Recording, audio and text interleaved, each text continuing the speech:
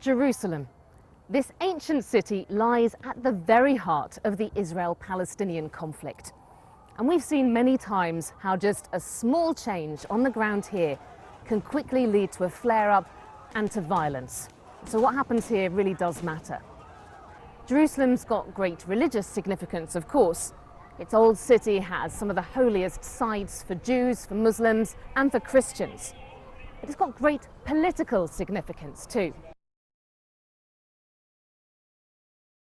Most Israelis see Jerusalem as their eternal, undivided capital.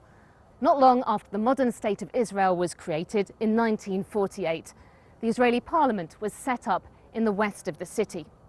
But it wasn't until the 1967 war with neighbouring Arab countries that Israel captured East Jerusalem, including the Old City. And it later annexed it in a move that's not recognised internationally. Israeli leaders often vent their frustration that there's not recognition of full Israeli sovereignty over Jerusalem, particularly from international allies. Of course, Palestinians see things starkly differently. They want East Jerusalem as their capital. And that's part of the long-standing international formula for peace here, known as the two-state solution. Basically, the idea that an independent Palestinian state would be created alongside Israel, along the boundaries that existed before 1967. It's written up in UN resolutions.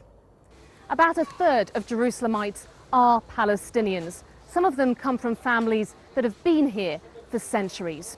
And there are lots of ongoing tensions, particularly over the expansion of Jewish settlements in the east of the city. They're seen as illegal under international law, but Israel disagrees. For decades, the international community has been saying that any change in the status of Jerusalem can only come about as part of a negotiated peace deal. So for now, all countries with embassies in Israel keep them in or near to Tel Aviv, and they just have consulates in Jerusalem. But President Trump is insisting that he does want to move his embassy to Jerusalem.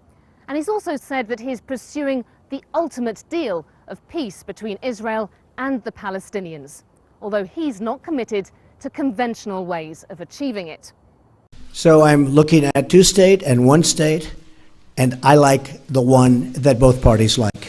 I'm very happy with the one that both parties like. Just more evidence that with this US administration, options that were once seen as off bounds, off limits, are now up for serious consideration.